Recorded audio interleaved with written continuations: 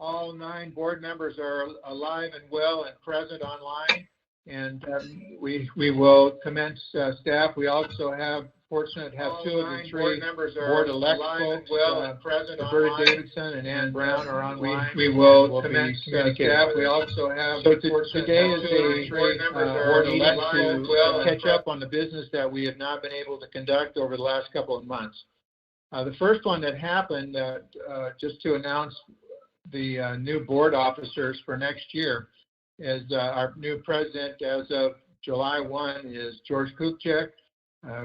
Vice President Sue Fitzsimons, Treasurer is Ann Brown, and Secretary is Donna Maloney. So congratulations again, and we know that you'll serve well, and I am happy to turn the reins over to you folks because I think you're going to do a great job. The next thing on the agenda is Katie O'Grady is going to talk to us about the annual meeting presentations and how we're going to get the word out to the folks. So Katie?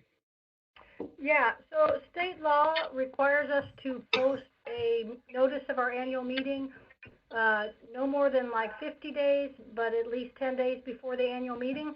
Because of COVID and us not knowing what the schedule is going to be, we did put out a notice that as of right now, it's tentatively scheduled at Palm Ridge, but that could change.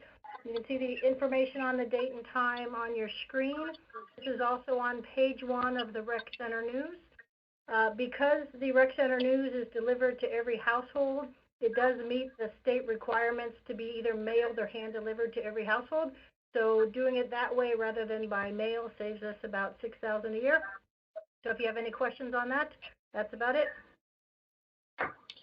Okay, board, any questions, comments? Anybody like to speak up? But now is the time. This is the same way we did it last year, Katie, correct? Yes, that's correct. Yeah, and it worked pretty well. We had a pretty good turnout on that. And okay, any other comments? Otherwise, we're going to go forward. All right. Now, the next item is General Manager Bill Schwinn and Katie O'Grady are going to speak about the COVID update and the things I mentioned that we want to know where we are, what's going to happen next, and what we've been doing in this downtime and how we've been using our time properly. So, Mr. Schwinn, it's all yours.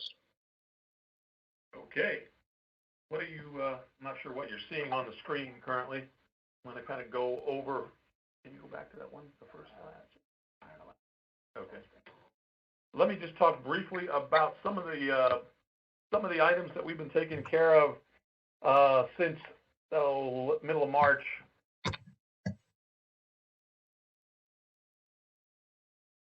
Full screen or moving it forward? Yeah, just move it forward. Hang on, we're having fun with bubbles at the moment. There we go. As far as the library goes, since March 13th, we've checked out over 6,800 ebooks or audiobooks. 1,200 residents have been using our services even though we are closed. So a very good response from them. And then our universal classes, our online classes that are available, we've had over 500 of those being viewed. Our clubs have come through. The Rip and Sew Club, just so you know, has produced several hundred, I mean close to 1,000 masks provided for staff and others that we've been utilizing. They kind of stepped up and provided some of that for us. So that's been very, very good. Riley's been very busy coordinating with a lot of the club presidents as far as putting together a lot of safely implementation, trying to get ready and as we gear up to open what we feel we can do safely. So we're creating safety protocols and procedures, utilizing a lot of club information and feedback from them as we move forward, and we're compiling all that information, gearing up for opening dates. As far as the golf operations go, we're doing, I think the first day out of the chute, we did over 1,000 players. But for the first week open, I think we're averaging about 900 players a day, spread out over 5 golf courses. Work continues at the golf lab. We're getting ready to open that facility up. We continue to do golf lessons, but those are not group lessons. We're doing those on an individual basis. We've got staff out there patrolling golf courses, So since we were closed, people were using those, walking dogs, doing other things, flying kites and that. We have those patrolled now, limiting trespassing and congregation out there, as the golf courses, as you know, 5 of them anyway are open, and the other 2 are on their seasonal maintenance. So we've backed off tee times to 10-minute intervals, and I think that's been helping, keeping some spatial distancing out there, and I think the golfers, by and large, are really doing a great job abiding by those, and I think they're enjoying themselves, so that's been a very positive thing since we have reopened. Again, we are open on a daily basis from 6 o'clock in the morning through 5:30 at night. Things are going pretty well out there for us. As far as events go, Casey's got 8 shows, concert series scheduled through August, beginning in June. These are going to be virtual shows. Some will be available free of charge for people just to kind of stream at their own leisure. Particularly, I think we're doing a show on the 4th of July, and then our first show in June, I think, will be offered for free as a bit of a lure, so to entice people to maybe participate in the rest of the shows. We're filming those in a 2-week period, but they'll be dispersed and available through your computer. And then you can potentially mirror those onto your TV if you want to watch those at home. So that's a good option to get some of the facilities back online, or at least our programming anyway. And we have been busy with refunds and those types of things, dealing with what events had to been refunded due to the closure. Regarding finance and human resources, we're basing the beginning of our new budget, since we've been down a little over a month now. We're proposing to push our annual evaluations back out of June and July and moving those back over into January. We're working on incentives that we can help recruit people here to continue to work once we get the facilities open.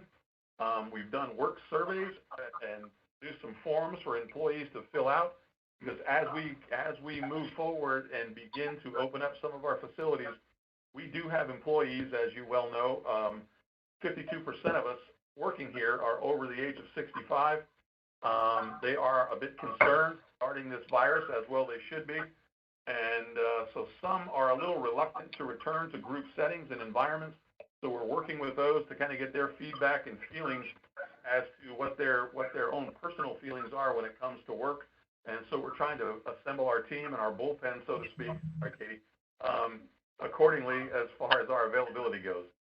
And on the upside, and good news, we were successful with the Small Business Association loan process. So we are participating with the payroll protection program, and we were awarded a $2.2 million loan that will be implemented for the next 8 weeks, taking care of our employees, since we have stayed the course and did not fire or lay off anyone. So that, I think, is a very positive move for us. The world of IT, they've done a lot of work as far as getting a lot of the clubs taken care of, as far as their internet networking. Some additional masks were provided on their off hours, and that was Ms. Starbuck and Becca providing a lot of masks for the sheriff's office, which they were greatly appreciated. And then again, a lot of work being done at the golf lab and updating phone lines as far as Crooked Putter goes. As far as PR goes, I think the graph speaks a lot for what we're doing today as far as the telecommunication and the online services that we're providing. Over 400 views have been taking place over the proposed capital expenditures for next fiscal year, so it's very, very positive. People are using the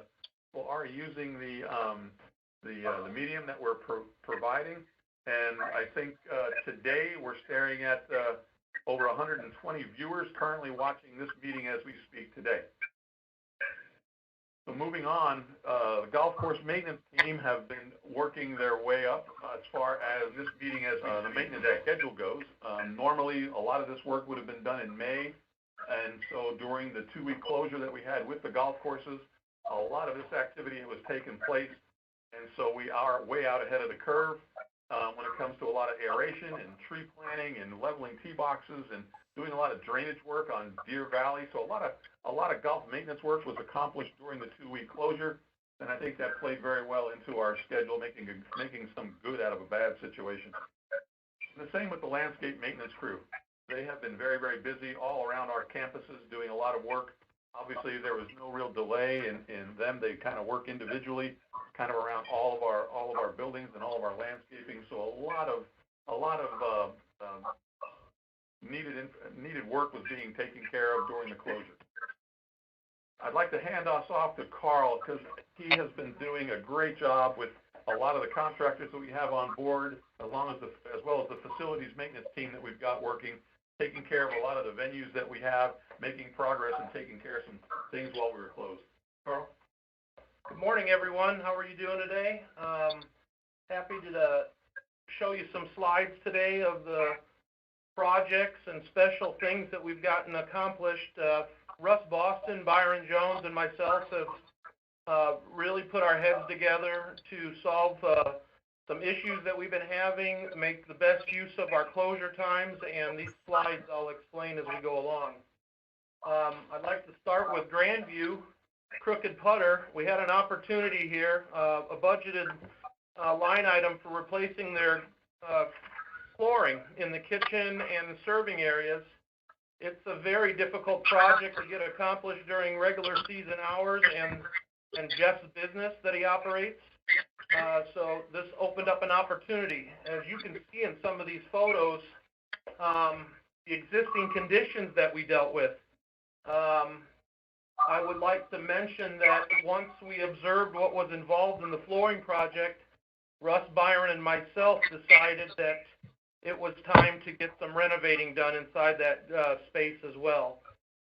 Follow along with me in the slides. You'll see the serving area behind their counter and their point of sale, new flooring, demoed walls of the old wood paneling, and we have now a restaurant commercial style FRP walls that are easily cleanable and wipeable. You can see that we redid all the countertops with new Formica. All of this work is done by Russ's staff, led by Byron Jones. They did an amazing job. Brand new Formica. They took off the beautiful wood countertop edge and refinished it. And then you can see the quality of the walls that we have, which is typical to a commercial restaurant. You can see some of the existing conditions here that have existed over the years, a little bit due to lack of maintenance on the owner's part of the restaurant. And we have made his conditions better, easier to clean, put new supporting tables in for his vending machines that you can see where it's rotted out, and the floors they were just in very poor condition. LVT flooring, and now we have a quarry tile, typical to a professional restaurant. We moved back into the kitchen areas. Again, all the flooring was taken out. All of the walls were painted and textured drywall. And today we have FRP and tile, and then the new flooring tile. After completing that project, we've been working over the last few months on the golf lab. This is an opportunity to see some of the progress here, the new point of sale and club work area stations that were finished. The new looks inside the room, whites and grays, and their point of sales display walls. Moving into the almost complete video room for the golf lab where they can hit the balls and on the trajectory computer system. Byron Jones and his HVAC staff coordinated with our vendors to complete 12 HVAC unit replacements on top of the sports pavilion.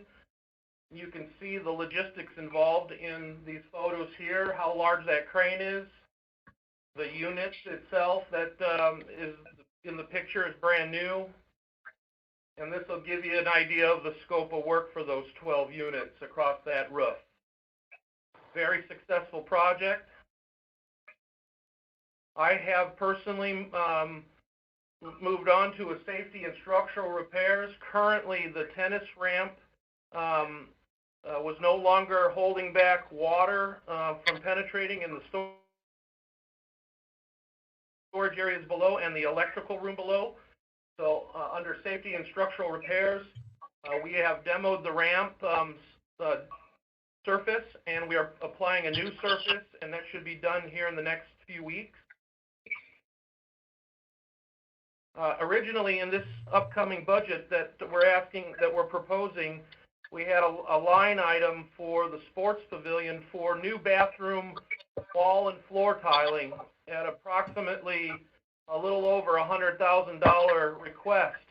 After further investigating, I had found a grout restoration company that I gave an opportunity to test an area and see what the results were. Barry's bathrooms, from appearance, certainly justified like we should tear out the tile. But after utilizing this company, you can see the results. It appears that we have a brand new done tile, wainscoting, and flooring in all 4 of the bathrooms at the sports pavilion. And this instead was done at a cost of about $2,000. Another photo of the areas. The grout the tile, it looks like it's brand new again. The same thing goes for Pat O'Hara. He had, in the repair and replacement area, Trail Ridge had a bathroom up for renovation, and primarily due to the look of the tile, the grout. So again, I had the restoration company come in and sanitize those bathrooms. And here are the results of the refreshed tile. Again, it looks like it's brand new tile. It is brand new sealed grout. And all the bathrooms need from this point forward is facilities maintenance to paint the walls. We had the opportunity with the wood shop not having any members working inside to finish the new air compressors. The air dryer for those compressors is a pretty significant setup.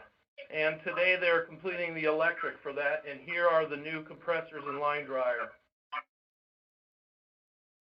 I had an opportunity to get a jump start on the Kuntz Spa remodel and have the flooring company that's going to provide our future rubberized flooring in that space be able to grind the floor down as opposed to waiting until after the beautiful finishes are done when I do the actual remodel of that room. So that was just an efficiency that was created. Floor down as opposed to waiting. Now I don't have the opportunity of any damage to our new wall surfaces when the flooring company does arrive. And then finally, the Kuntz projects that we've been waiting for a long time have started on schedule, May 4th.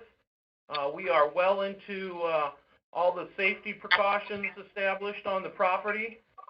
We have vendors responsible for doing all the excavating well into all areas. The courtyard has been fully demoed of the construction areas.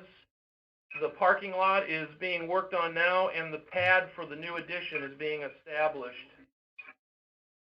And this is the 5,000 square foot addition area. You can see our safety services. We have worked with the wood shop to create a specialty area so that they could have access to the building during the 5 months of construction, and that was established. They will be able to operate. There might be a couple days of closure to electrical needs or shutdowns, but otherwise, for this whole entire construction season, the wood shop will remain open, and the members going to their daily will be safe. Here's the interior of Beaver's A and B room. You can see that we have full demo accomplished in there. If it was available to be viewed today, you'd see even the flooring and all other fixtures are out as well. We are storing the saved materials that create efficiencies in the project. You see all that cabinetry stored in the courtyard. That is cabinetry that came out very successfully and will be reused in the new project. The future home all secured for the storage area. No work has begun in that area yet. And then finally, here is some scenes of the demo occurring in the courtyard outside of the theater, where the future fire features and new established planter areas and seating will be. It's been our pleasure to get all these things accomplished. It certainly helped that we didn't have some of the roadblocks of heavy traffic for membership services, so I hope you enjoyed these photos today. And again, a big thanks to Russ and Byron for all of us coordinating together. Have a good day, everyone. Okay, board, let's go around and ask questions of both the work that's happened. Let's stay within the context of what's happened while we're closed and the stuff we've just heard from Bill and Carl. If you would like to ask a question, let's just do it and identify yourself on the phone and then ask your question, and we'll get somebody to answer it and move on to the next person. All right? Anybody have a question? Very smart group is what I've always said. Mr. Sloan, this is Bill. Yes? I just wanted to say that Katie will have this presentation posted on our webpage, so that if anyone or you want to watch that at your leisure at a slower rate, or kind of re-look at some of those pictures, if any questions come up, feel free to call or email, and that goes to anyone watching this program outside too. Yeah. Do we have any interest, board, in? Well, let me rephrase the question. Carl Wilhelm, it's not the right time to bring visitors into Coons yet, correct? No, there is no right time until we are truly in our normal operating schedule. Just like we used to do tours, I don't have a problem. Other than I mentioned that if there was any concern about budgetary items, like let's say, for example, maybe somebody needed to see a parking lot, I'd be happy to meet them at a parking lot or a metal shop scenario where we can safely stay social distance for conversations of budgetary reasons. Okay, thank you.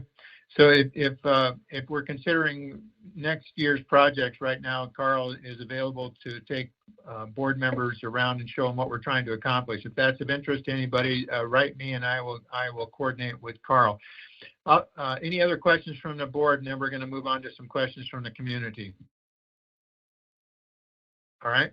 So there's Katie is receiving questions from the community on the questions at suncitywest.com, I think is the correct email address. And the first one says, not sure if this is the time for this question, but since the recycling bins have been removed from behind Safeway, maybe we should have curbside pickup every week. And I would certainly be in favor with that. I think we probably have to go through Arizona Corporation Commission to get that done.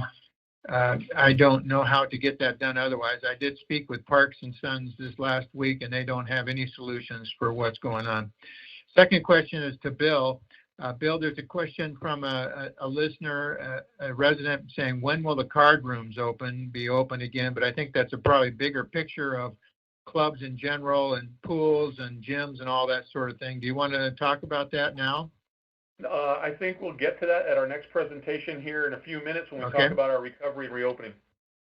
Okay, sounds good. All right, anything else on this subject? We're going to go to the next one on the reopening now, unless there's more comments from anybody else. Any of the board elects, Roberta or Ann, do you have questions you'd like to ask? No, I'm okay. All right, Bill, it's all yours. Go ahead.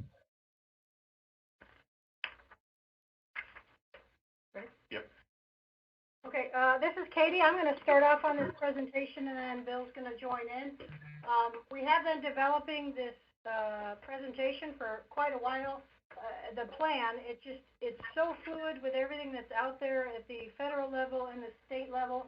And of course, here locally, we're now starting to get some zip code data, which has changed matters. I think there's a couple lawsuits about the data out there, so this may change even further. But given all the information we know and the sources we've been tracking, did want to present the plan today. So all the things that we're considering, it's not just hey, we want to open, let's open. The residents are anxious to get back out there, and we're anxious to have them in there. We've got the federal and state guidelines, and in some cases, executive orders that do impact us. So at the federal level, of course, the biggest criteria that President Trump put out was a 14-day downward trend in cases, and some of that has to do with the amount of testing per positive, and that has kind of changed and shifted, so it's really hard to get a measure on where we are on that trend data in relation to the number of tests given. But if we go down to the second level of the state section with the governor, his is an executive order, and his says you will shut these facilities unless they're an essential business. With golf, it is an essential business, but we are allowed to be more restrictive than the executive order. We just can't open up if those things are still in place. So we did close golf when we were seeing some violations of the social distancing, and some the caseloads were going up, and we were expected to hit the peak in Arizona at that time. We closed golf, and of course the sheltering in place did work. Those trend lines spread out further, and our peak estimate has spread out even to late May now in June, which makes it a longer period to try to keep golf closed that long. We've reopened golf, but we are under the same state restrictions on our other facilities. Until he lifts that, which is expected to expire on Monday, we're kind of stuck with where we're at. Additionally, we follow the CDC guidelines, and we all know we're an age-restricted community. This is hitting the 65-plus crowd harder than anybody. I know Bill's going to talk about that later. So even if the governor does lift the restriction or let it expire, we have to consider our demographics. So in looking at each one of those individually, we've been tracking the trends and getting as much data as we can with what's out there. And we don't meet the federal guidelines for a 14-day downward trend. Even with the blitz in testing that the state has done, we are still trending upwards. As of yesterday, I think we had 59 cases in Sun City West, and we were at 610, I think, 2 weeks ago. So still going up. Do we meet the state criteria? We have guidance from our attorney that says we do not. So even if we wanted to open, we could not. The guidelines really only refer to golf being essential. It talks about other outdoor activities that don't have a lot of interaction, and we've kind of determined with the outdoor sports we have, they're sharing equipment, they're sharing balls, they're gathering in between games, patting each other on the back. So we don't have the social distancing in place there that would meet the state criteria.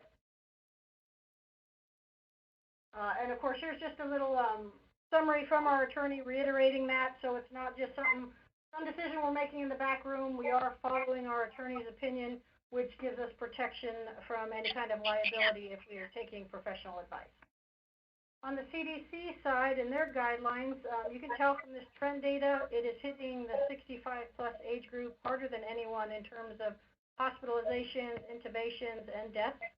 And we have an average age of 62, almost 63 in our employees, and over 240 of the employees are in that age group. So we're very concerned about the residents, but we also are concerned about our employees.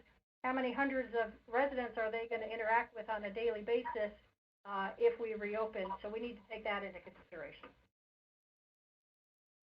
Okay.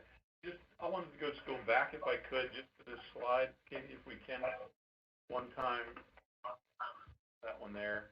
And again, this is not a fear scenario. This is kind of a reality check as far as Maricopa County goes. Obviously, you probably, at least the board knows, my wife is a nurse working out of the Boswell Hospital, and on a daily basis, I get feedback from her from the health management side. What are you seeing and what's going on out there? And looking at the Maricopa County numbers, we're talking. The virus is out there. People are going to get it. We understand that. The objective that we were trying to do was to minimize the impact that we're going to have on hospitals and flattening the curve. And I think that is kind of being accomplished based on the numbers that I think that we're seeing as far as what the hospitals are doing.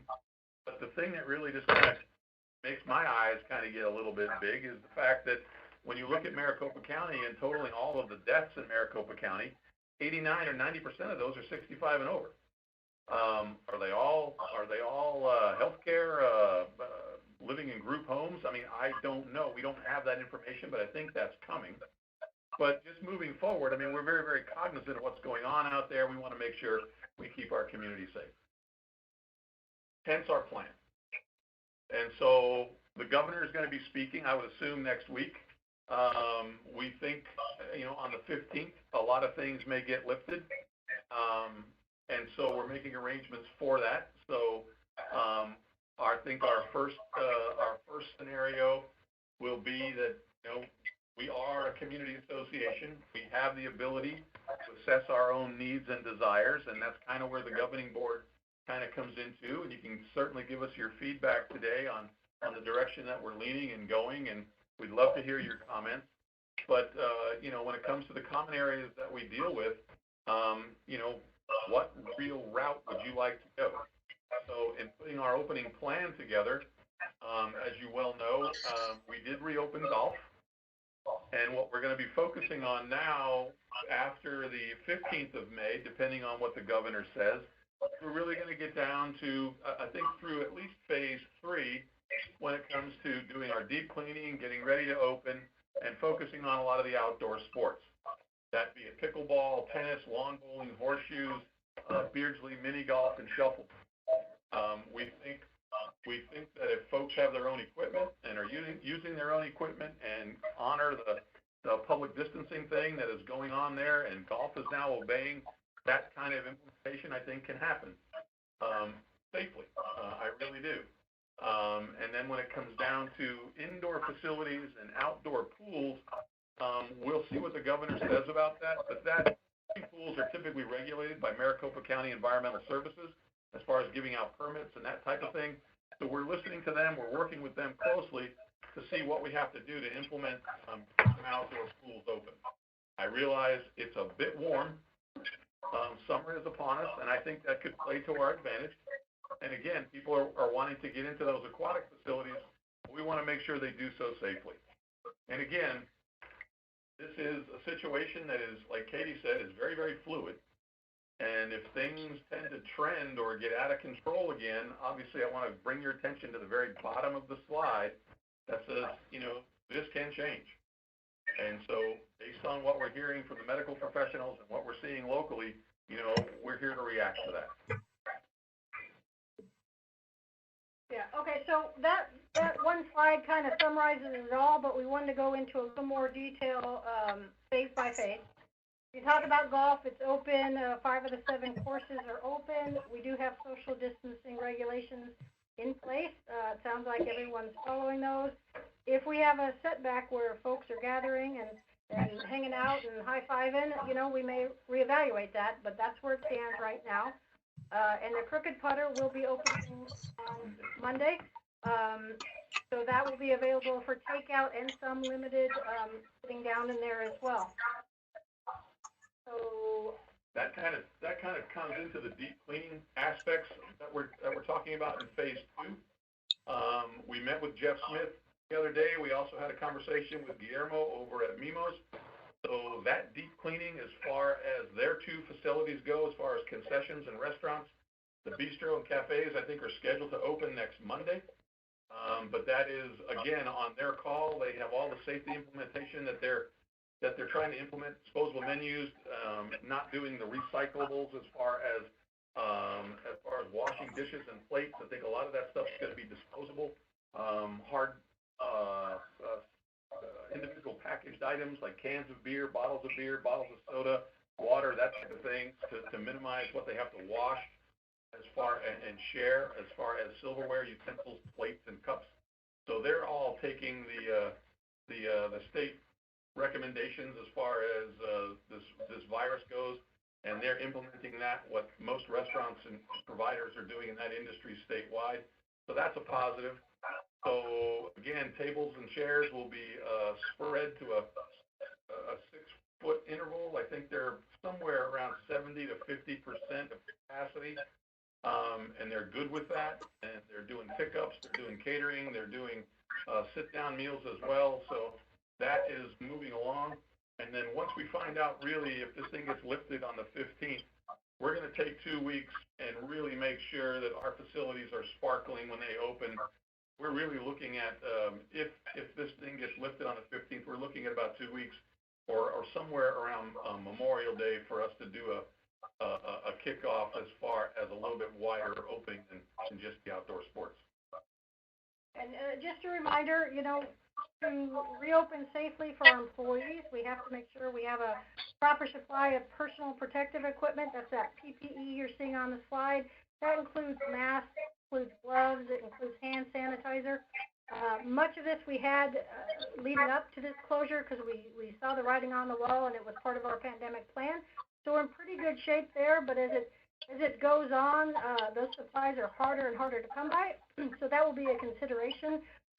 We do, as Bill said earlier, we have to evaluate whether the employees feel safe coming back to work, and that is on their list. They want to know what PPE we have. So that's part of it. You saw Carl's presentation, those HVAC air conditioning units up on the buildings. We have over 250 of those, I believe. We need to sanitize those because they just don't know if this virus lives in there, and we just want to be extra cautious. So there's a lot to reopening. It's not just unlocking the front door. That's all part of what we're going to be doing. And additionally, you might see, as you have in some of the stores out there, those plexiglass guards that would separate two people at a checkout point. We have facilities maintenance has made several of those, and you might see them around. It's for our protection as well as yours. So on the outdoor sports, as Bill said, this wouldn't happen any earlier than March 18th, and that would only be if the governor does not extend his restrictions. You can see most of the ones on there. I apologize, softball was not on there. We had a question come in about that. That would likely be not included in the first phase because of what's happening over at Kuntz. So that's not necessarily part of the COVID, it's part of the Kuntz project. Facilities not included would be the dog park, and that's because all the evidence we're seeing, the advice from the attorneys and from the health officials is pets can be carriers, pets don't know how to socially distance, and it's just not something we're going to take on at this time. Additionally, when we do reopen these facilities, and there's no guarantee it'll be Monday, we're watching those numbers, but if we do, it'll be a limited time frame. It'll be residents only. You need to show your rec card to get in there, and there'll be some need for the clubs to manage their facilities, make sure they're socially distancing. For the two racket sports out there, tennis and pickleball, it'll be reservation only through Reserve My Court. I've got a link on there if you're interested, but that's the plan as of right now.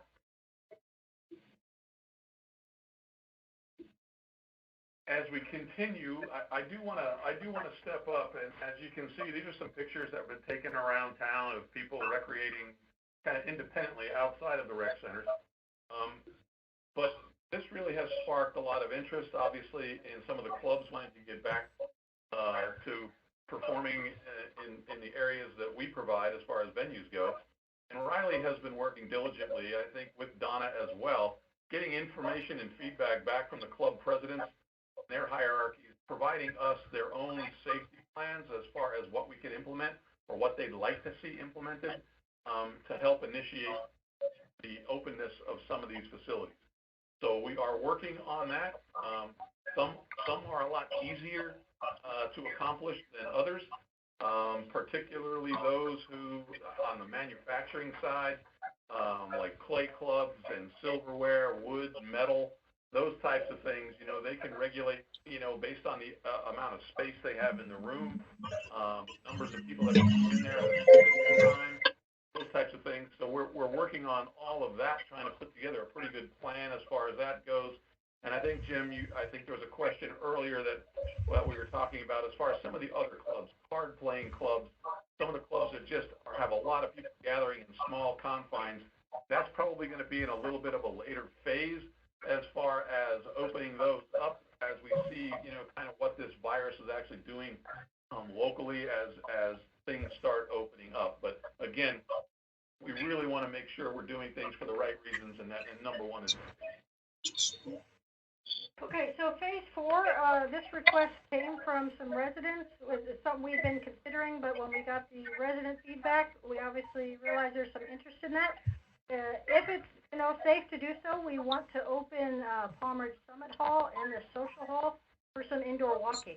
And Russ and Carl went out and measured that out and found out how many people we can safely have in there and maintain a 6-foot distance.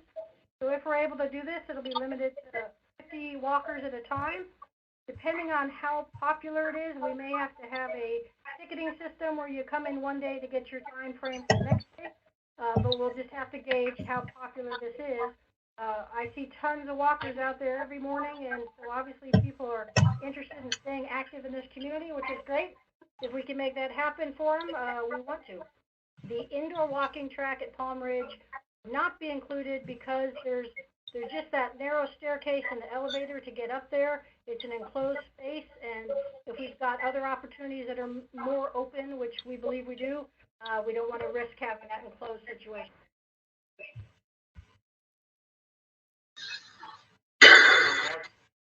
Again, on the outdoor pools, we're working with Maricopa County Environmental Services as far as that goes.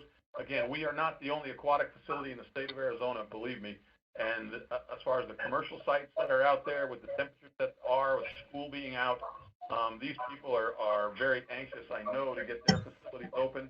We're going to learn a little bit from them, but obviously the health department is going to be a little bit more of a guiding force as far as how we deal with our aquatic facilities. And of course, the attorney has already chimed in on this. We're not just making this stuff up. We're taking the attorney's advice and all the officials. We can follow the state guidance. And the attorney says, no, you can't open the pools right now. And then when the governor does lift his regulations, it's kind of up to us, depending on what the local situation is. And we talked earlier, again, about pushing the chartered clubs and some of the remaining facilities down a little bit. As far as the women's club, you get on average about 80 women in there in a very small confined spot playing cards and doing tea and conversing and stuff. Understand the social aspect of the club, but again, when it comes to social distancing, that's a bit of our challenge. So we're working with clubs as best we can, lay out some formats from a safety perspective as far as what's the best way to get these things back open again. And just some final thoughts, this really isn't fun. It's not an easy program to kind of deal with, and we apologize for all. No one in this administration created this problem. We are just here trying to deal with it as best we can. A brief conversation with you this morning, Jim. I know you and I talked about the possibility of, as we move forward and getting further into May and June, the possibility of having open public meetings in a larger facility like the social hall could potentially happen. We could do some spacing in there to kind of figure out what our occupancy load might look like, see if that's even probable, but there's obviously more time to talk about that, but that's kind of the direction we're. Any questions? Okay, board, do you have questions? Yeah. Identify yourself.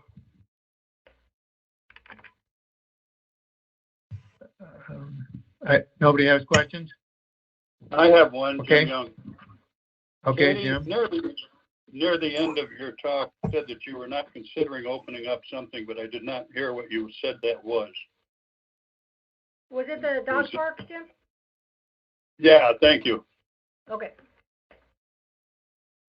A couple things, Bill. We've had some questions from the community regarding dues rebates for the closure time. There's been some people expressing their need to have a rebate from the rec centers on that, and I know that I feel like I live here and that's what my dues are paying for, but I know that you've been dealing with this on a more intimate level. Would you like to speak to that idea of giving refunds or rebates or however you want to call it on dues?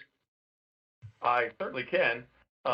There's a couple of questions that are being asked, I think, and somewhat trending, and that is, I believe, when we were doing some of our initial budget presentations, we were looking at a 3.5% fee increase for next year proposed. I think that has been some of the questions on fees that we've been hearing. And then secondly, based on the fact that we've been closed a month, and we can maybe just average it out to, like, at this point, 70 days, if we start getting things open, people are wanting to see if they could not get a credit or a refund based on that.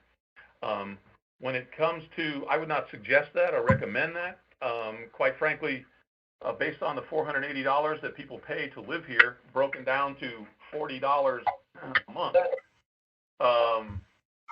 that equates to about $1.33 a day. But that $1.33 a day does not get you into the rec center. That pays for all of our administrative costs, all of the work that's being done by our capital improvement programs, all the facility maintenance that's going on, golf course maintenance, landscape maintenance, essentially everything we do outside of the recreation centers. So there are still costs that we have to endure.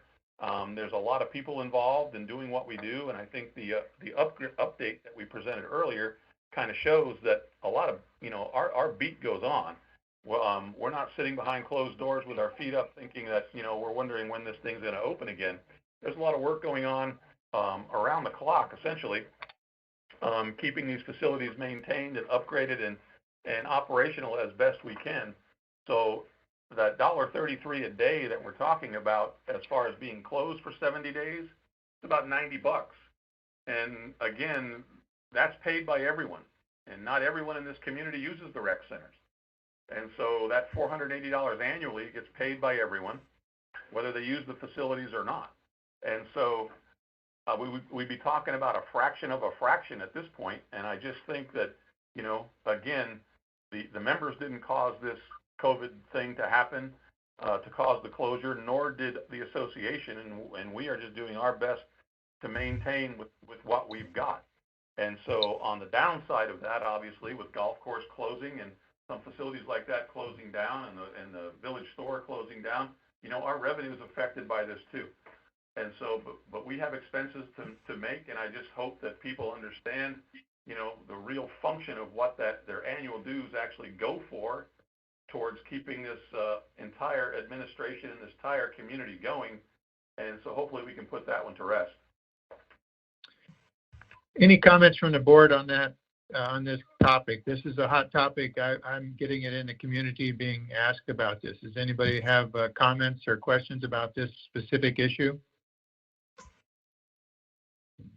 Jim, this is Ann Brown. Yes. Are the Yes. tenants and associates treated any differently than the members? Bill? Bill, did you hear the question?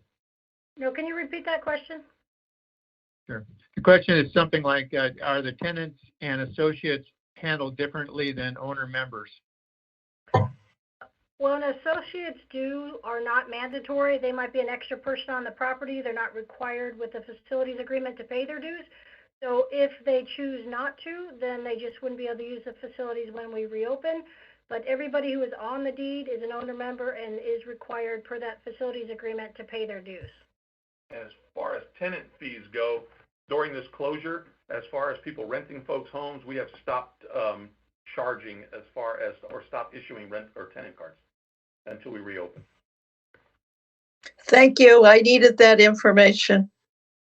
Good. Bill, you're working through trying to coordinate all this stuff, and one of the questions was about pickleball. Why limit it to 6 to 10 in the morning, and also why aren't we coordinating with Surprise, which is right next door, and they're going to open on the 15th or something along those lines? But I think I know the answer, but go ahead and speak to that, will you?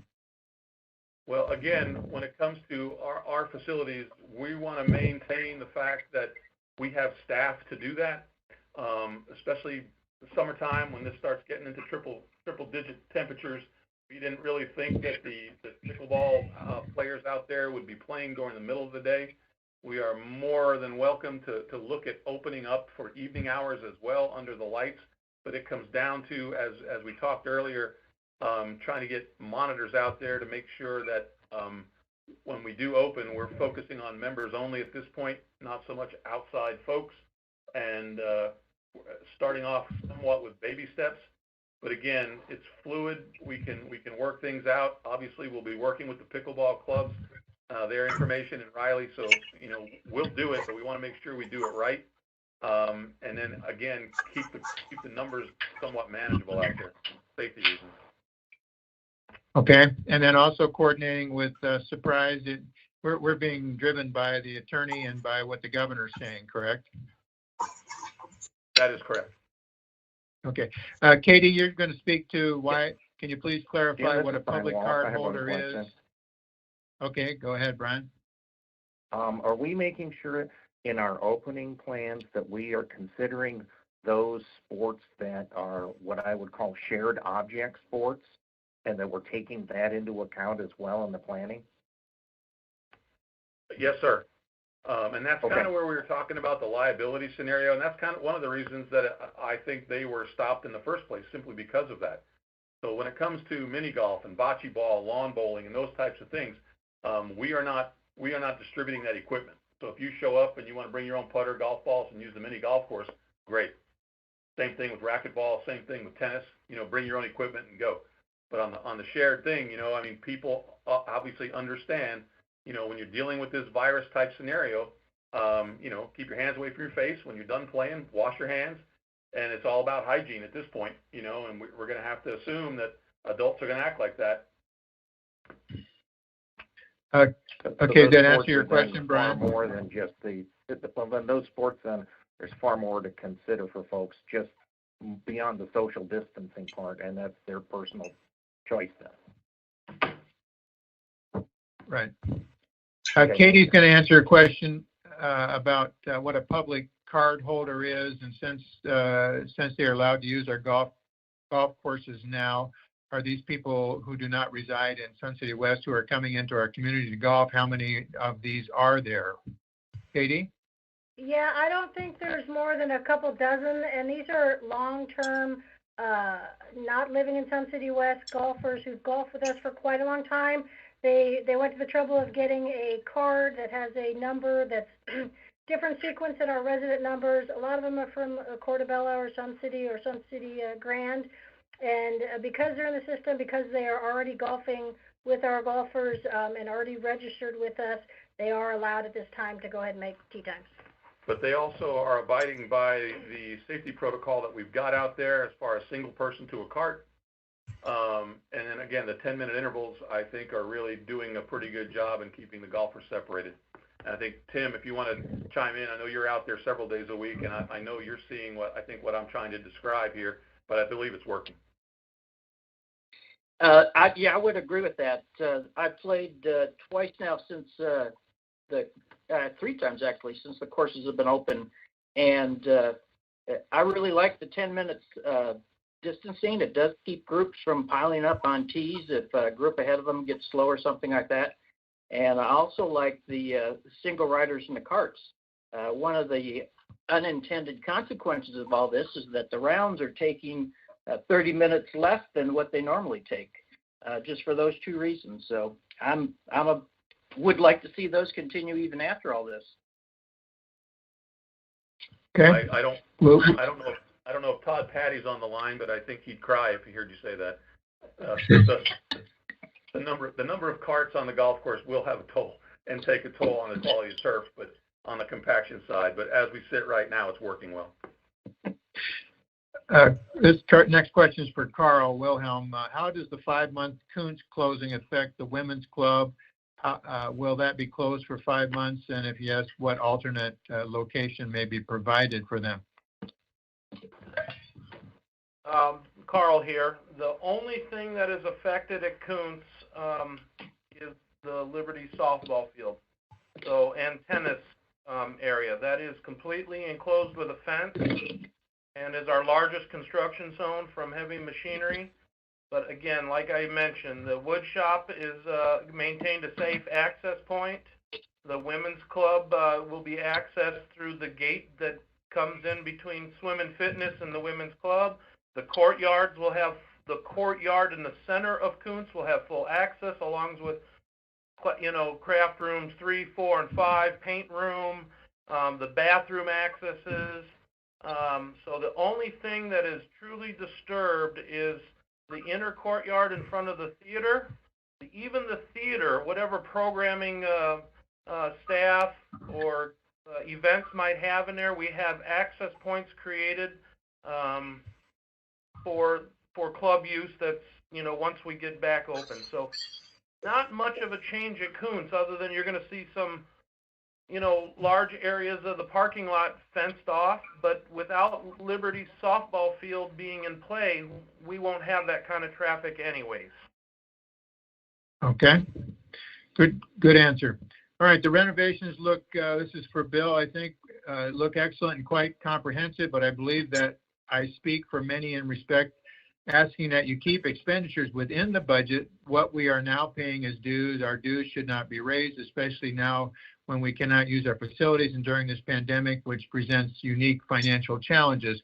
Again, why are dues being raised? Why is it not possible? And that's really for next week's budget hearing. So I think let's save that one for next week, Bill, please. But it is something that I know a number of us have been hearing from the community.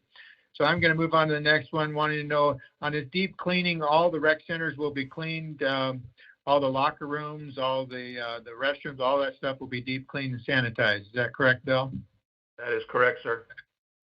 Okay. So that somebody from the community is even saying, please ask the board to mute when we're not talking so we can hear more clearly and no echo. I will try to remind them to do that. Not necessarily asking for a rebate, asking for you to plan a budget that does not result in a fee increase. There's another one there. Are you keeping 400 another dues question, Bill? And then some of us are unable to participate in league golf because of the distancing tee time rule. When can we suspend the rule between tee times? We are undergoing a shortage of tee times currently at Trail Ridge on league play day as we share with Pebblebrook. So that's a Bill question, I think. Honestly, You want me to read it again? No, that's okay. I know that with the two courses closed, typically that are normally closed in the summertime, that does put a little bit of a cramp on what we're doing, because obviously the people that play at Pebblebrook and at Trail don't have those courses available to them. So they're being worked into the program that we currently have, that the other 5 golf courses are using. So it is a little bit of a jam, I think, on Pat's side to try to accommodate everybody. But again, with 2 courses closed, we're trying to accommodate the normal players from 7 courses onto 5. So it does get a little bit hectic. And with the social distancing scenario that we're facing, you know, we are doing the best we can with the golf course times available. I know it's hot out. I know people don't like to play later in the morning and whatnot due to the heat. However, but we are the number of tee times that we have are limited. And again, if we start using, as things lift and move on relative to a lot of what the governor says, you know, that could change as far as letting people go off both 9s, you know, in the morning. But as we sit right now, we're just, for safety reasons only, we're going through a straight tee sheet starting at 6 a.m. and rolling through the rest of the day. It's really safety related. So it's not forever, and it, Kim? So it's not forever, and we're working on it. And as soon as the restrictions lift, we'll start going back to a normal process. A couple other things. Remember, we've gotten several comments about dues increases. This week, we're not dealing with budget stuff, which is dues increase will be included in that. This is for get an update on the COVID situation and also do several items of business that we're handling. So next Friday at the same time, we'll be doing the budget, and the board will be doing a workshop on the budget. The other thing to remember about these questions that are coming in, anything that you ask will be answered on Facebook. We're planning to answer every question we get. We might be consolidating some, but if you not feel your question was answered, please email us at questions@suncitywest.com, and we will respond to each question that's asked. So there's nothing happened. Okay, any other questions or comments from the board before we move on to the next item? I would like to just say personally that this is certainly not something that any of us intended to have happen. And I appreciate the leadership that's happened with staff and the closures that have gone on. I sort of cringe every time I get a phone call from Bill saying there's going to be something else. But we've just got to do what we have to do to get through this. And it looks like we got some light at the end of the tunnel. So thank you very much, Bill, for your leadership in this area. And we'll look forward to coming back to normal. All right. February, just without anything to add on the March and April workshop minutes that were sent out. I'm sure you've all memorized them. Any comments or questions on them, additions? Hearing none, we will accept them as they were written by Karen. Thank you very much, Karen. Now, I'm going to go into a special meeting we need to do a vote here, and we're going to do it by voice. So it's the facts and findings, and Carl Wilhelm is going to tell us what we're going to be voting on in just a minute. So, Carl?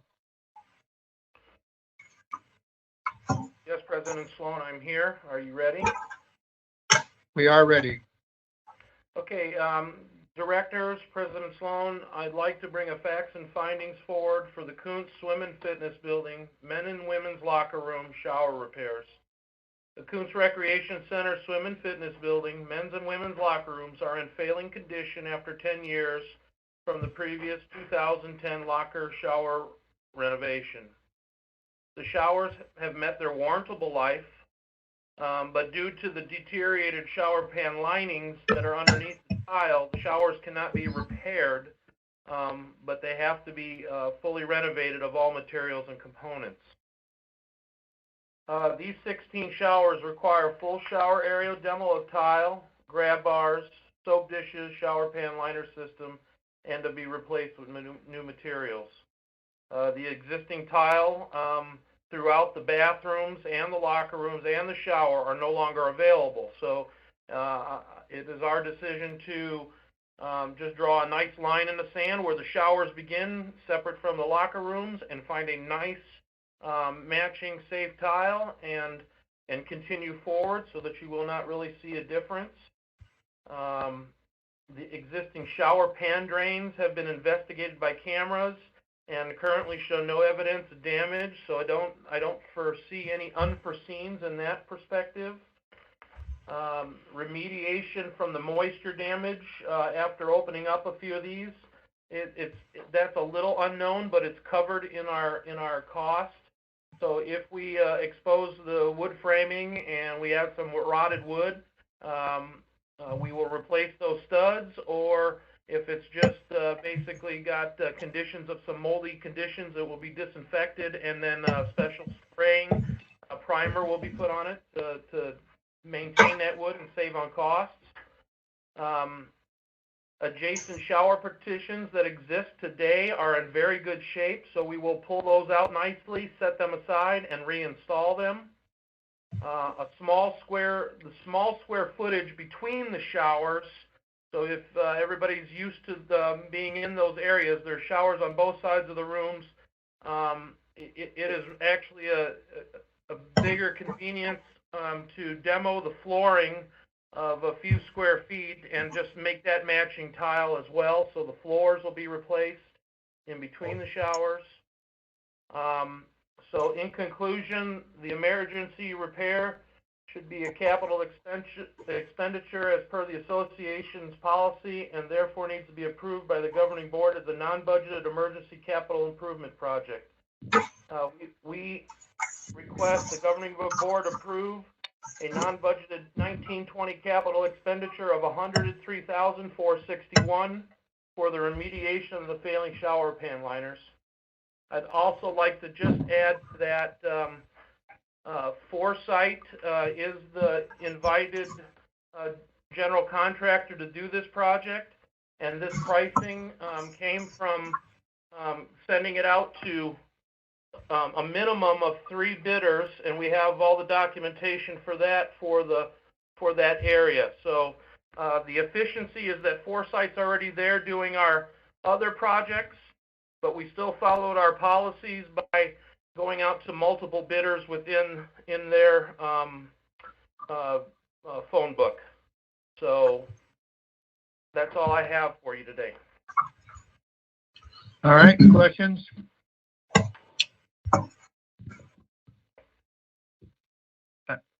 No questions. How are you going to pay for this, Carl? The CFO, Pete Finelli, has provided along our continuing budget discussions that we have somewhere in the approximation. You want to take care of it? Pete's going to answer that question. Yes, year to date, through completed projects were approximately $200,000 to $250,000 favorable. There have been other delays that are carrying over or are likely to be extinguished. We have of the $7.4 million. There are we don't necessarily have by policy to have to replace that, but in this current year, we're doing so well on that there we still need to, of course, get the approval, but we're not exceeding our budget. So you're going to move some money from the savings to this project. Is that what you're suggesting? It doesn't really work that way, Jim, but that's essentially from the finance CFO chair. We won't exceed it, but by policy, it could be something that's 10 years out, 1 year out, or never anticipated at all within the reserve study. This was a reserve study, but it is several years ahead of its normal. I see. All right, other questions? Yes, okay, Jim.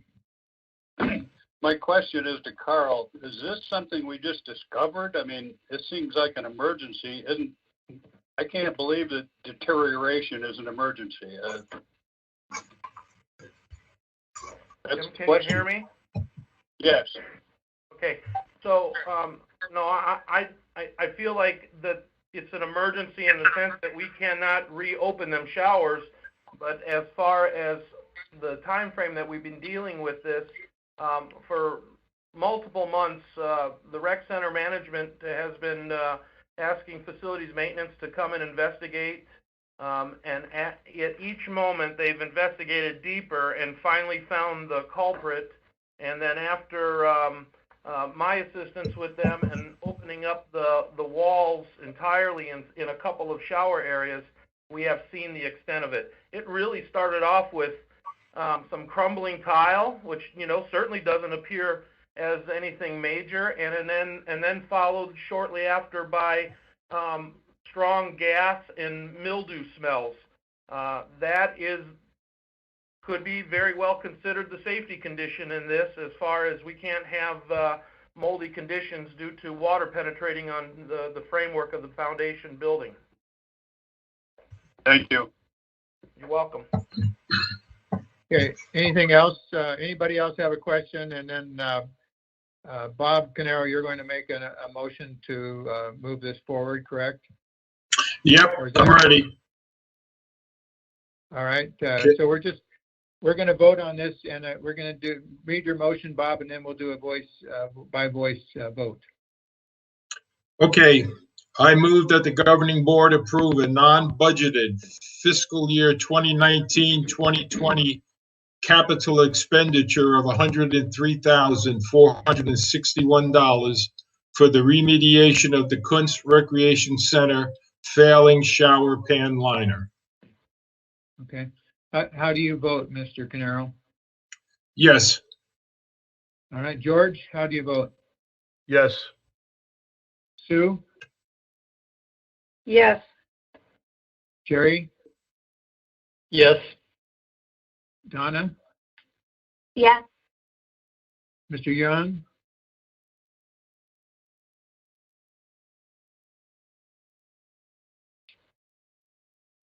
We'll come back to Mr. Young. Tim Hurley? Yes. Yes. Brian Wallace? Yes. Jim Young, are you there? All right, we've got enough votes. We're going to push the button. Okay, you're a yes. So it is unanimous moving forward, Karen, and it is adopted, and give the go-ahead to go forward with that. With that, I will adjourn the special meeting, and we'll go back to our regular scheduled events, which is the rest of this agenda. All right, so I want to just do some quick announcements. We're going to go through this next 3 or 4 things pretty quick, or next couple anyway. You recall that I set out stuff for remote approvals and asked for a vote. The torch was approved for next year by 9-0. The special committee renewal and special board development by the torch. And then special board development committee governing board training support documents were approved 6-0. And the election guides was approved 5-0, which moved them all forward. Next one on this is the red line changes to the B&F committee, FI02, and Jim Young, do you want to speak to that?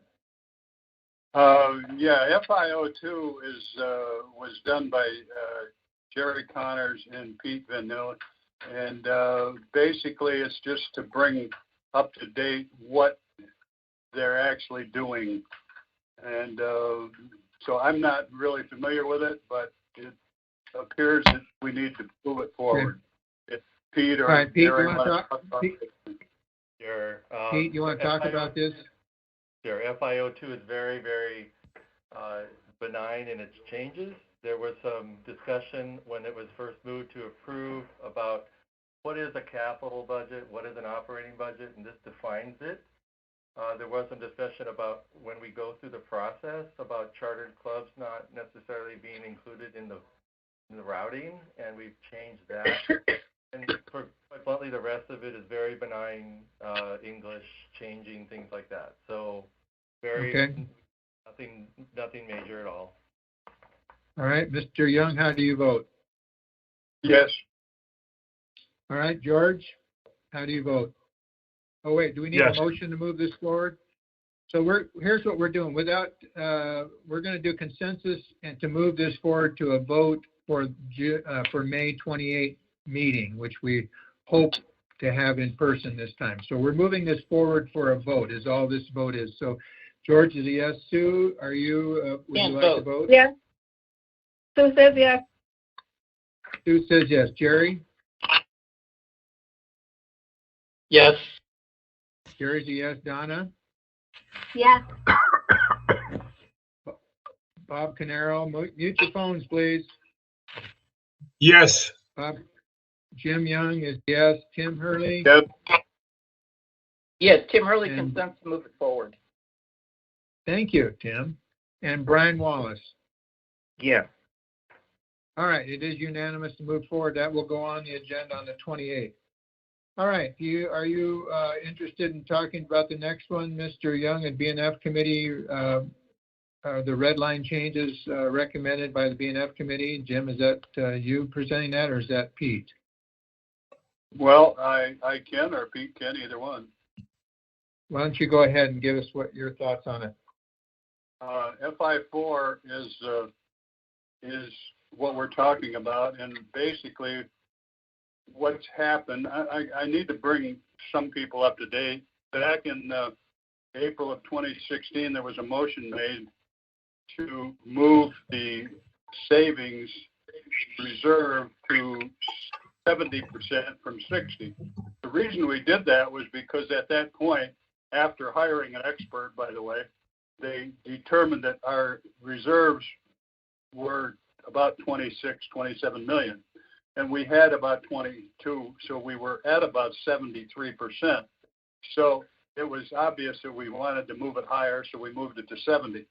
Well, that motion was made, but it never got put into the policy for some reason. We don't know why. So later on, we hired another expert, of course, and the other expert says, well, we need a variance between 30% and 100 rather than leaving it at a fixed range. I agree with that theory. What I don't agree with is the 30%. And Budget and Finance did not either. They agreed to move it from 40 to 100. And the reason we went as low as 40 is because we're already in the 50s. I don't know the exact number. Pete can tell us. But because of that, we're recommending that the policy be changed from 4-1-2-1, and it says a strong, we want to cross out strong because it isn't strong anymore, to an approved reserve. Acceptable reserve is one that is between 40 and 100%, and that's what we'd like to move. That's what was voted on in the BNF, and we'd like to move it to the governing board. All right, Peter Bell, would you like to speak into this? This is Pete. I think you did very well. In our what if that we will be presenting a week from now, you will see that our projection over 10 years, we do not ever go under the 40% threshold. And number two, any given year, the board approves the capital budget in sync with what the expectations are of the funds and the FFB at the time. So you will always have the governing authority to maintain whatever guidance you want to do regardless of the policy. Okay. All right. Board, questions, comments, thoughts? Jim, this is Tim Hurley. Yes. I just want, for all the rest of the people who probably don't have all the history here, is just to clarify how we went from 70 down to 40. The money in the bank has not changed. What has changed is the original reserve study was very preliminary. And as we've gotten more sophisticated in our reserve studies, the amount that we have under that, the amount of material that has to be reserved for has gone up. So the amount of money we have in the bank is still the same. It's actually growing, but the denominator by which you divide that by has increased. And so that is what has lowered the percentage from 70 down to 40.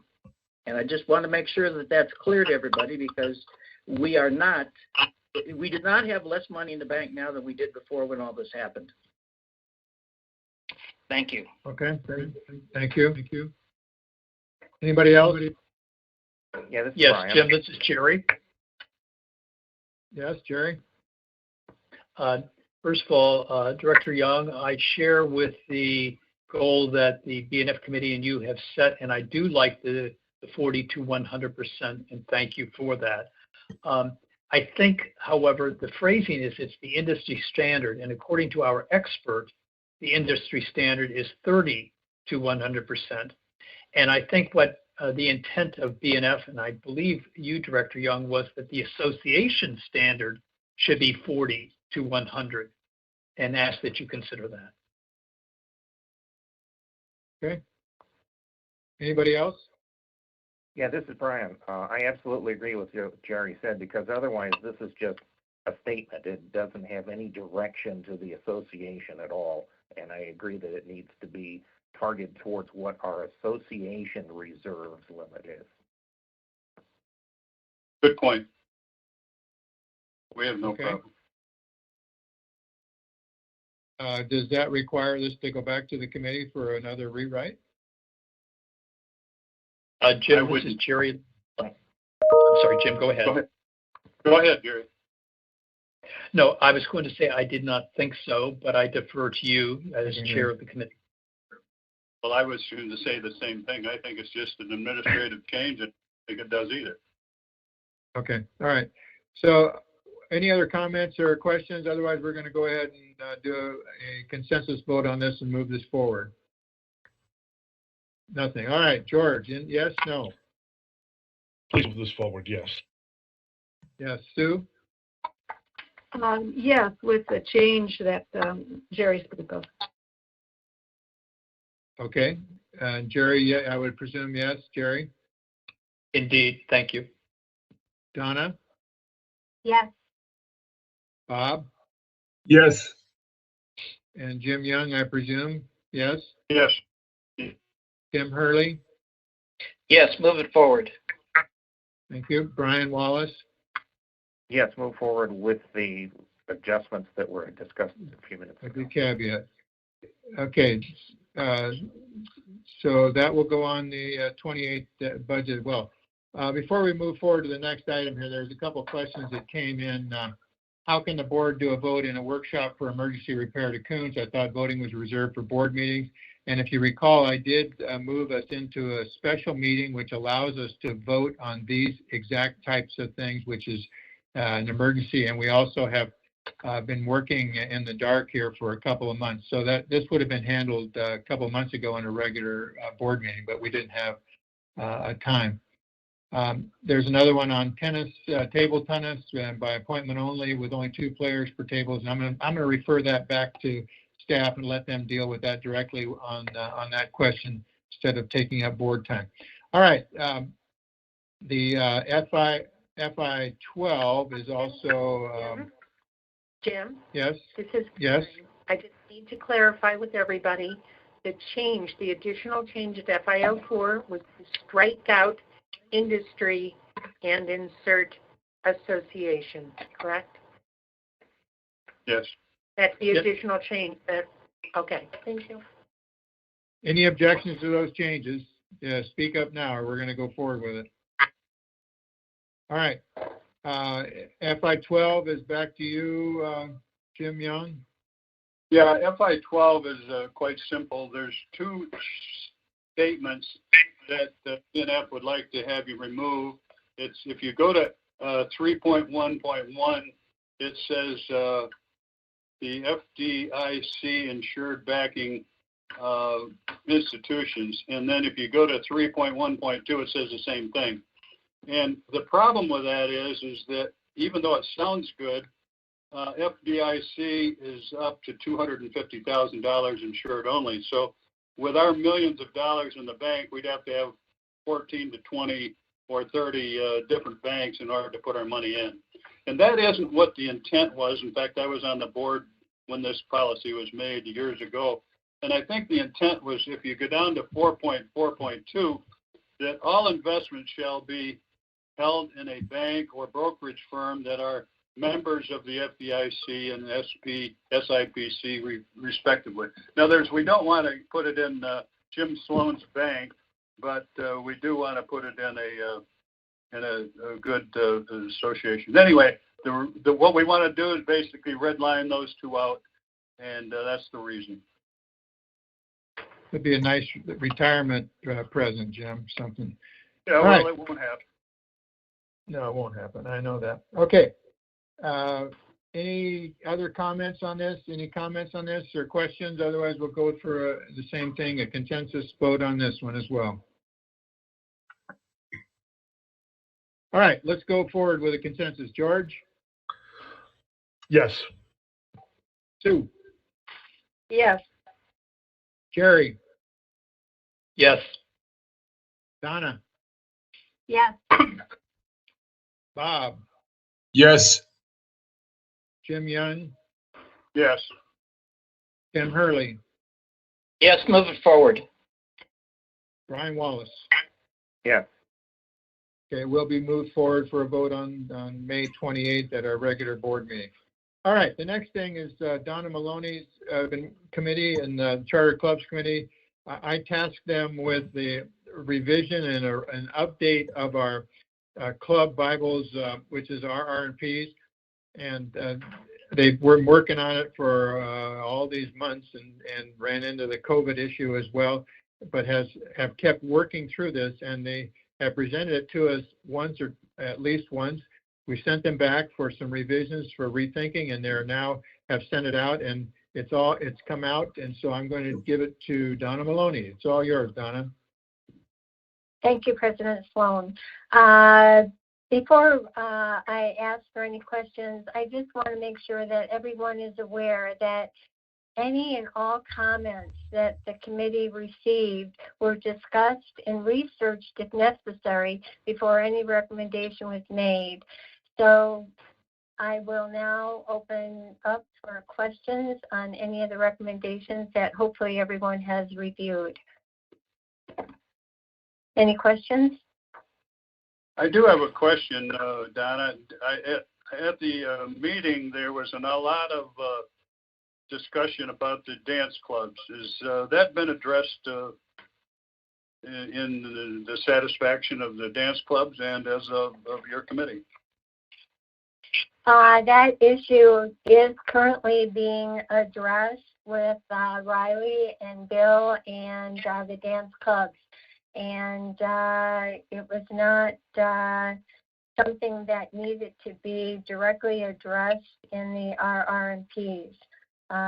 So there was really no change in the RRMPs, but it is something that is currently being worked on with Riley and Jim, with specifically working up a contract. Thank you. Uh-huh. Anyone else? I have one from a listener, says that on section 2.01 says glasses of membership, and it should be classes of membership, and should be fixed if we regenerate the table of contents. So that's an easy fix.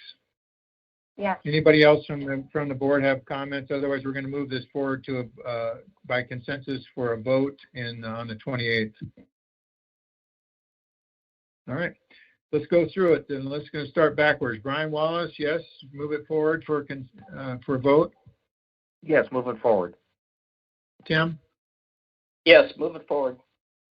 Jim Young? Yes. Bob? Yes, moving forward. Donna? I presume? Yes.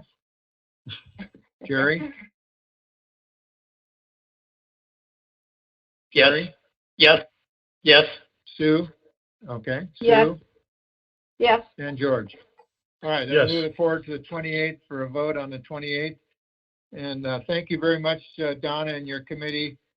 This has been a real labor, and I think it's really a good update, and a lot of stuff has been updated that needed to be updated, and you folks have done good work. So please extend our thanks to your committee for the work that they've done. Thank you. All right. Let's go to Brian Wallace. We've finally got some bylaws, a venue to talk about the bylaw revision that we've been working on for a while. Yeah, about 2 years. Something like that. Yeah, feels like Yeah. it. For those of you that may not have been on the board at the time, we began this 2 years ago and realized to look into the bylaws, and we realized that there had been multiple bylaw changes that had been made since 2007, and some of them were referencing sections that weren't correct anymore. There's much that was in the bylaws that was really process and procedure, needed to be removed and separately documented in process and procedure documents. There were some duplications. There had been recent changes to Arizona law that needed to be incorporated. So the goal was to extract the portions that were clearly policies as identified by our attorney, which was done, and 4 new policy documents were created, and those were implemented and passed by the governing board at the end of the last board year. After that, what we had to do was make sure that we inserted references to those new documents into the bylaws where things had been extracted, identify any duplicate wording, smoothing wording, make changes that had been updated or made to Arizona laws, and make no changes to the content or the intent, just for readability. So in essence, that's what I spent my past year and a half doing. And I have exhaustively reviewed and iterated this with the attorney, and I am satisfied that with their help, the document is in fact a reflection of exactly what we intended to do and no more, having been completely reformatted and renumbered so it's properly sequenced. And in fact, that this is a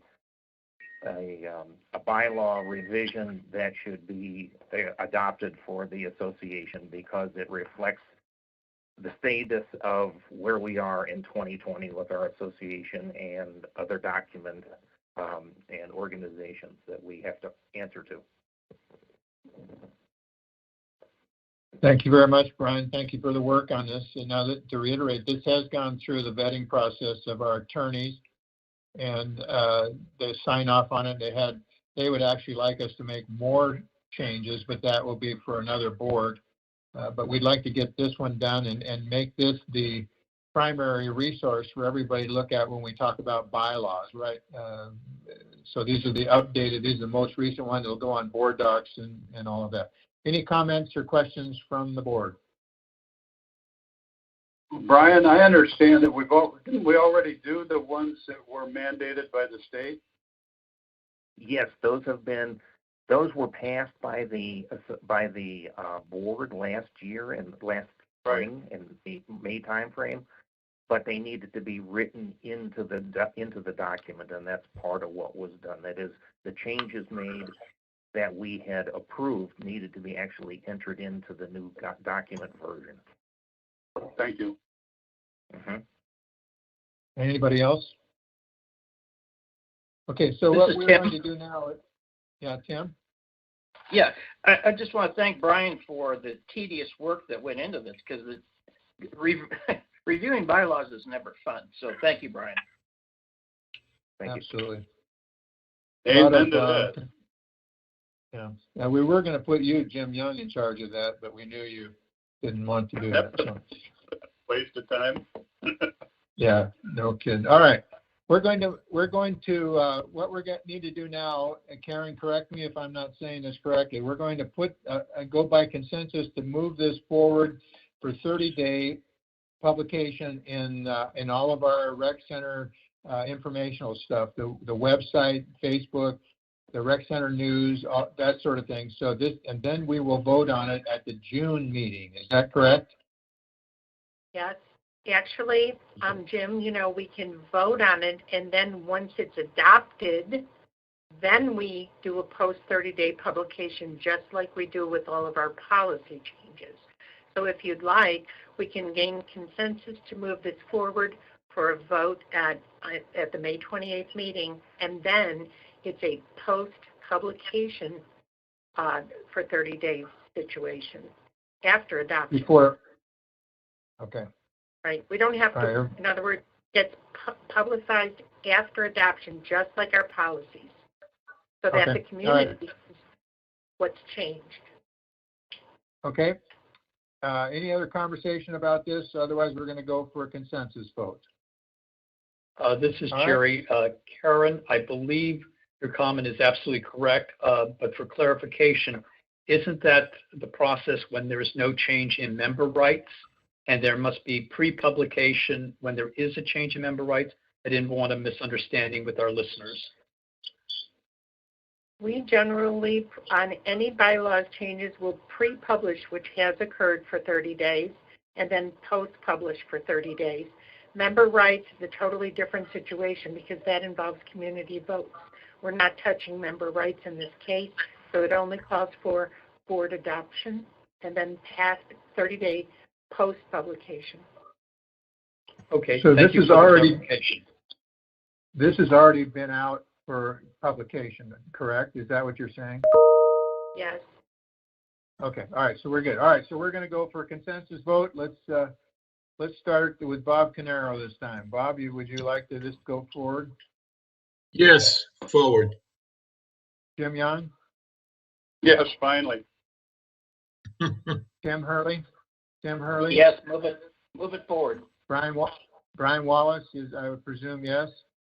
Yes, and finally is my line. Yeah. George Kupchak? Yes, and thank you for your hard work on this, Brian. Yep. Sue Fitzsimons? Yes. All right, and Jerry Connor? Yes. And Donna? Yes. All right. Donna's a yes. All right, we got it done. Okay, so before we go to director comments, there's some stuff that has come in.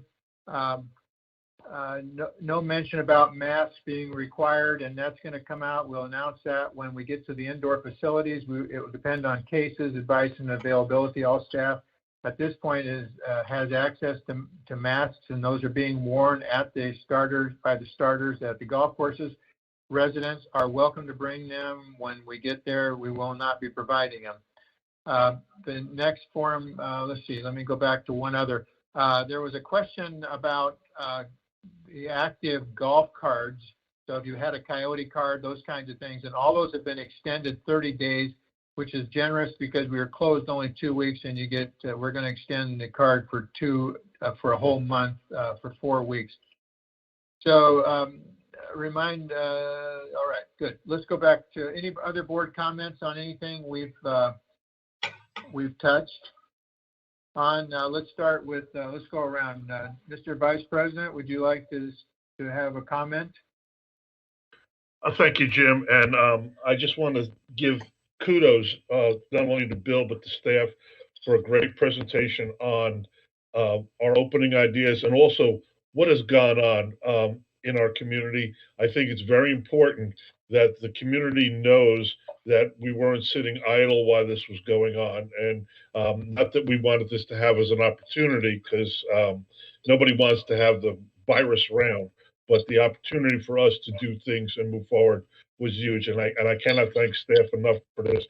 And Brian Wallace, I have to call you out. The bylaws things, I just do not know how you put up with it for 2 years.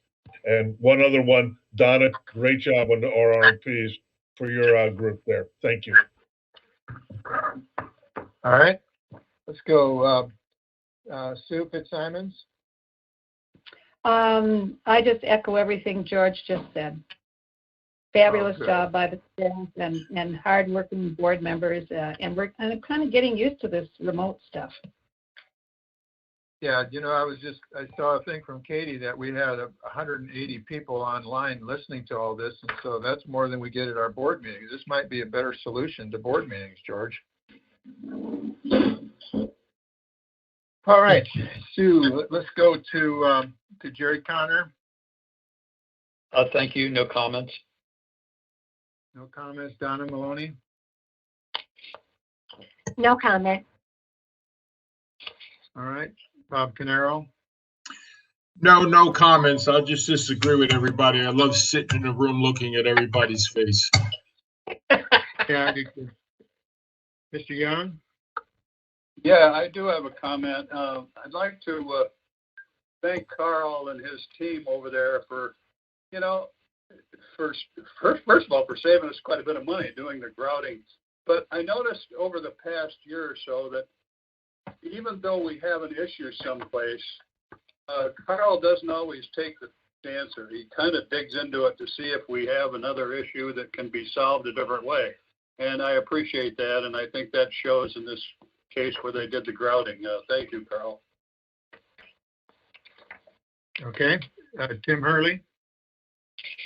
I just wanted to thank Bill and his staff for all the work that they've done in the meantime, and appreciate that golf has been opened, and I certainly hope that the golfers have learned by their time off and will continue to adhere to the protocol. Amen. Brian Wallace.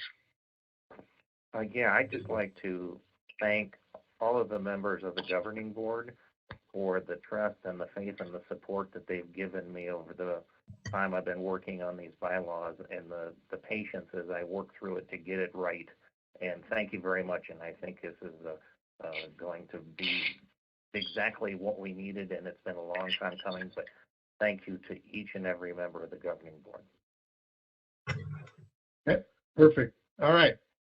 There's some stuff that I can add. There's another question about Crooked Putter and Mimos will be opening on Monday. That was a question, is it? And the answer is yes. Will the disinfectants and sanitation supplies be provided by the rec centers for the chartered clubs to use during operation of the clubs? PPE items included, and we will clean and provide them with sanitizer. Will not provide PPEs, which is the face mask stuff. So I think that's appropriate. Next week, remember at 9 a.m. That's the 9 a.m. is the 15th, correct? I think, Karen, is I got the dates right. And maybe BNF, if you're talking about BNF, it's at 10 on Tuesday. On the 12th, yeah. At yes. 10 o'clock on 12, and that will be the same format as we had today. And then next Friday, a week from today, the 15th, will be 9 a.m. with the Q&A procedure as we did today. All directors will stream in. All right, I think that's enough. All right. Jim, Anything else want to from mention staff? the budget forum? Jim, do you want to mention Yeah, the? please. That's Monday. Yeah, thank you. Sorry. That's what I saw the date and didn't register for me. On Monday of this week is a budget forum, 9 a.m. And there'll be the same procedure that we have, and the board will have the join me option, and everybody else will be streaming on the YouTube channel. Is that correct, Katie? Am I saying that correctly? No. No, Everybody for will join. Yeah, go on. For the community budget forum, staff will be the only ones on that because we'll have a lot of staff available to answer questions. The board can stream it on YouTube like the public and submit questions via email. All right. All right. Anything else for the good of the order? Otherwise, this meeting is adjourned. Thank you very much for this, and hopefully we can get back together as Bob Canaro is proposing in the very near future, as I'm ready to have as well. So, all right. With that, this meeting is adjourned. Thank you very much, everybody. Have a good day. Thank you. Call recording is off.